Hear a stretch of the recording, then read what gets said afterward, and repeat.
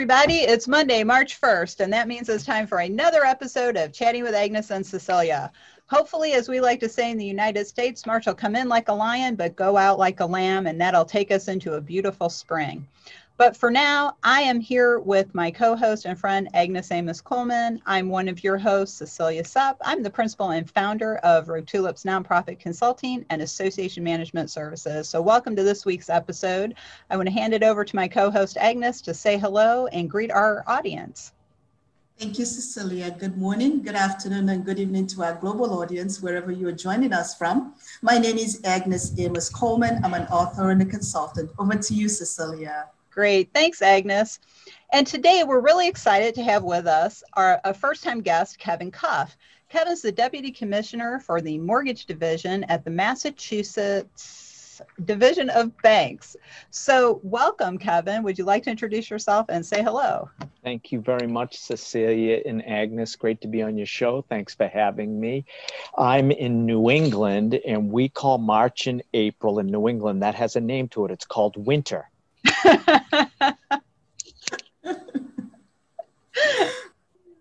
That's perfect. That is you are a perfect guest for this show, Kevin, because you have a great sense of humor. I love it. We love to laugh here. So, Kevin, we want to thank you again for joining us. And today's topic is Blueprint for Governance. Now, in addition to your work in Massachusetts in the banking industry, you also have a very strong nonprofit management background. Yeah. So when it comes to a blueprint for governance, what are some of the first steps you might recommend to another group? Well, thanks for pointing that out. I've been in government. I've been in and out of government most of my career, but I've been in government for the last five and a half years. But I consider myself, like you, Cecilia, I have a CAE. I consider myself an association management professional. I've been dealing in associations in medicine, in surgery, in banking, in lending, in risk and compliance. So I have a much broader understanding of governance in the management of nonprofit organizations by way of association management than I do certainly in government. And I've always felt the most comfortable around governance is the ability to defer to documents, to be able to defer to decision making. So this isn't my opinion, right? This isn't my management. This isn't my association. This isn't my nonprofit. This is a group. It's got a board of directors. It's got a chief executive, chief staff executive. It's got staff. And we have guiding documentations by way of bylaws, by way of policies and procedures, by way of terms of reference. And when you have that kind of documentation, no one can call you on it. They can say, well, why do you get to make that decision? Well, I come from a long line of leadership that has been in this position that have created these documents that we can defer to. And in that deference to it, hopefully in great legal counsel, you get to the right decisions. You get to the right position for governance. And that's really what ultimately you want to come to. I think that's great you point that out, Kevin. We all need our foundational documents, and it's like working with our members. We need to create expectations and responsibilities, and what are you going to get out of it? How long will it take? But having those to refer back to, I think, ends a lot of infighting, perhaps, that can happen among people because, anytime you get more than two people in a room, there can be conflict. So we need to keep that in mind. I'd love to hear what Agnes's thoughts are on this because I know this is a very important issue for her as well. Absolutely. And I think I like that idea that this documentation that exists serves as an excellent blueprint for governance. But one of the things that I like us to dialogue, and this is, obviously for you, Kevin, to share your insight with COVID and the global impact that it's had on all of us, including individuals and associations and in every business, frankly. What's your thought on the digitalization of the governance process? Because that sounds like that's going to be our new normal now. And I'd like to get your thought process on this. Great question. Yeah, well, I mean, if you have all of the referring documentation and the referring policies and procedures by way of your board of directors, an executive committee, your chief staff officer and your staff, and you can manage that, it doesn't necessarily seem to me to be that much different in a virtual digital world as it would be in, your standard non-COVID. We all knew, I think, we were coming to this position. We just needed COVID to get us there. We all knew that it was probably an unsustainable commuting effort, public transportation effort, roads and bridges effort. We were all going to get to this. I think over the course of the next 3 to 5 years, the ultimate is going to be, well, what works for you? What works for your association? What works for your organization? That could be all in an office. That could be all virtual. It could be probably, for most of us, some sort of combination of the two. And I think as long as you have the referring documentation that you have that outline where you're going and what you're doing, I think you should be okay. And that's an excellent point, because a lot of the data over the last year, we've all been doing some research on our own, whether small or large research projects, has been showing that the pandemic really did just escalate a trend that was already on the move. For example, I'm an early adopter. I have been working from home since 2003. I know Agnes was doing it almost since the same time, right, Agnes? Probably about the same time, because Kevin also ran a virtual organization where he and I met. So yes, and I remember the first time Agnes and I met, and she basically gave me a video tour of her home office space, which was great because we met working at another virtual organization. So I think it's just escalated something that many of us were already doing in a lot of ways. And the thing is, I really do like the hybrid model. And that kind of brings me back to our topic of blueprint for governance. So a blueprint's a plan to build something. And then if you need to change it, you go back to that blueprint. So Kevin, I'd love to hear your input and insights on how is the blueprint for governance adapting and changing in this hybrid environment, which was already there. We just maybe didn't notice it. So what are some governance steps now? Like, what might we have to do in our bylaws? What might we have to do with staff policies, et cetera? Yeah. Well, I think a couple of things on the sustainability, which I think is a really good point. Now that we're moving toward virtual work from home or hybrid, the idea that, the sustainability of what that looks like going forward makes a heck of a lot more sense than the sustainability of people getting up at 5:30 in the morning and getting in their car and commuting. So this commuting world is just, now in hindsight, you go, well, why did we do that for ever and a day? What's going to change, however, is, this idea of associations and nonprofits. There's a great value of getting together. We've got this constitutional right to assemble, and I'm all in favor of that. So now the clear-cut strategic development is going to be, okay, how do we look at our day-to-day work life that's going to look like a hybrid X? But it's still of great value for us to get together. We've got to get together. If we don't, you can't do as an organization the fundamental things that you want to do. And starting with your governance then is to really take a look at what these sort of documentation is and what the spirit of that strategic movement's going to look like moving forward. And if they have to be addressed through your documentation, you have to address it, right? It's amending a bylaw or changing a policy and procedure or changing what that terms of reference is into a different world. But the reality of it is that sustainability now from that change is going to affect a generation or more. I don't think we're going back. I think we've got to figure out what's the point now in which we look at where we are today and where we are moving forward.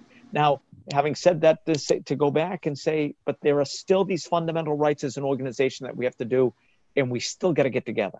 We do, because it's the right thing to do. It's a healthy thing to do. And there's great value for us to be amongst each other than just being through a screen. Well, and I think that's an excellent point, because the world is not going to go back, I don't think. I know there are some people who have returned to the office. I know somebody who works in an association. Last fall, the boss said, yep, time to come back to work. You have to come to the office. And the person I know who did that said, well, I actually kind of like it because I missed my morning routine. So not everybody is built for hybrid. Because even though people like Agnes and myself have been working remotely and self-manage ourselves for years, that's not for everyone. So looking at that, I'd love to, again, get Agnes's input on this at this point. I mean, I totally agree with all the thought process that's been shared about this hybrid and really looking into the current state and then the future state and how everything is going to look like.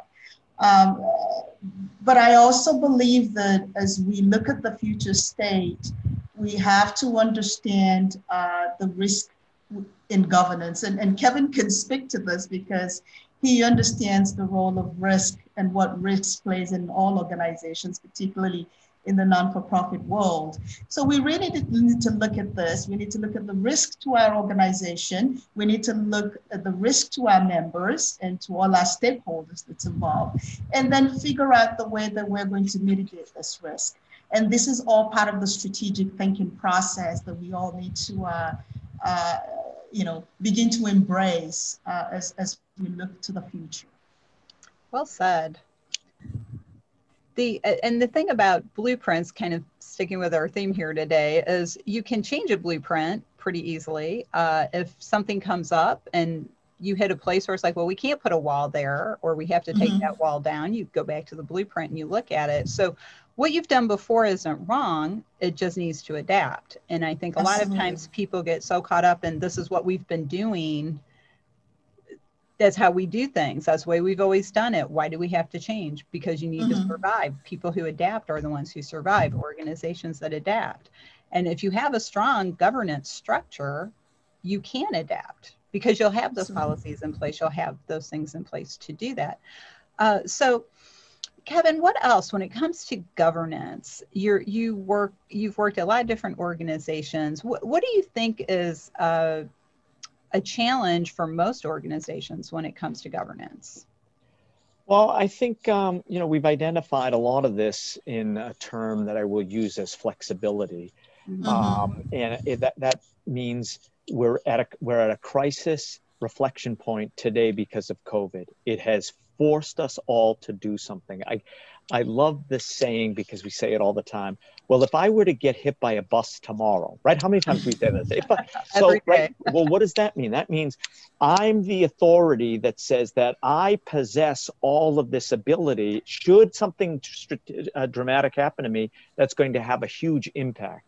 Well, we should be able to remove that now, shouldn't we? Because there are people that you can have affiliated with your association or your organization that are located anywhere doing anything.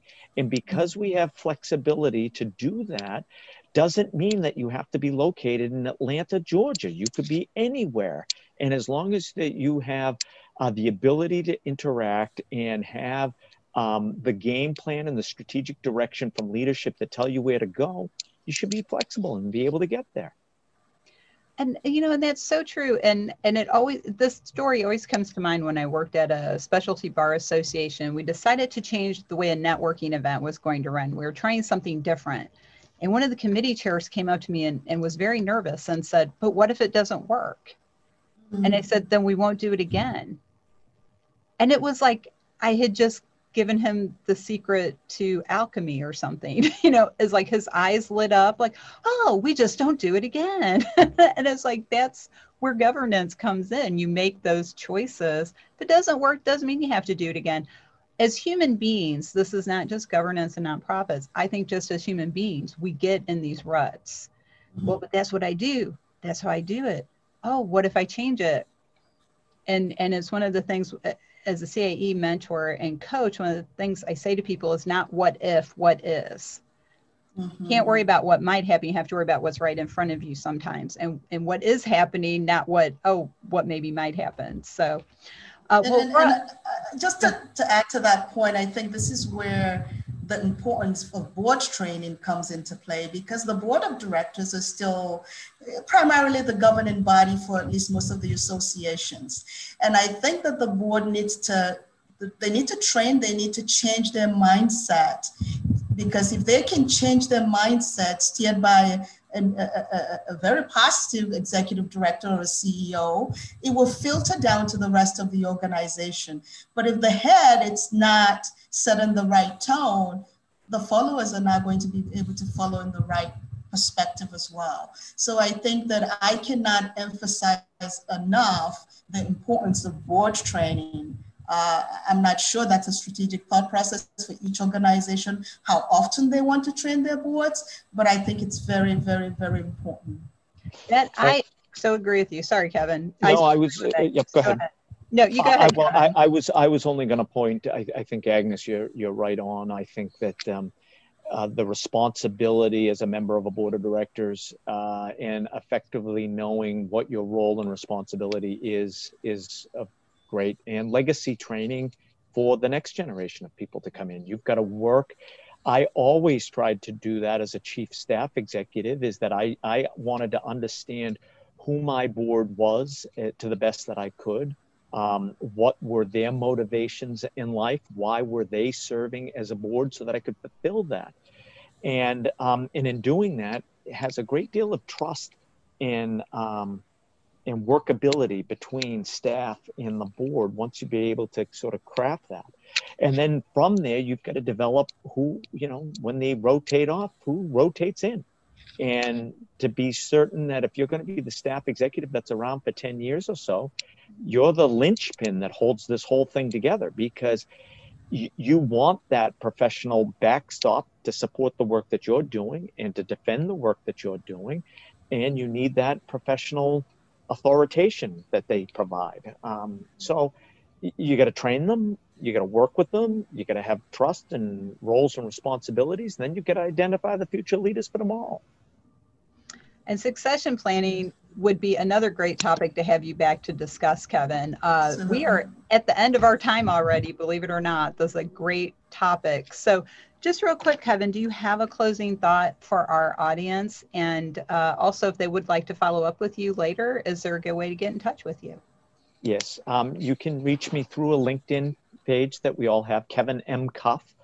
It may be in there as a CAE. So I as I mentioned, I am association trained more than I am a government official. But no, I appreciate on your audience in the nonprofit world, all of the work that they do. Even in government, I continue to lead through a government effort a lot of work that nonprofits are doing with regard to first-time home buyers and affordable housing. That all falls under my jurisdiction. And all of that is controlled through the nonprofit world, which is great. So that's wonderful. So you get to stay in both worlds. I do. And that's great to hear. So Agnes, do you have a quick closing thought you'd like to share? No, I think I just want to appreciate Kevin for joining us. It's been an excellent topic, and you're right. He needs to come back. We need to talk about other topics that's very nonprofit related. I'm sure he has some great insights. Yes, I'm looking forward to having you back, Kevin. So thanks for joining us. Again, our guest, Kevin Cuff of Massachusetts Banking Division, and he will be back, folks. So keep an eye out. But for now, we have to go rogue. We'll be back next week with another episode. In the meantime, if you'd like to learn more about Rogue Tulips, check us out on the web, roguetulips.com. Also, we are supporters of the 501c League, which is a virtual membership organization for everyone in the nonprofit community and the people who love them. You can check out the league at the 501cleague.net.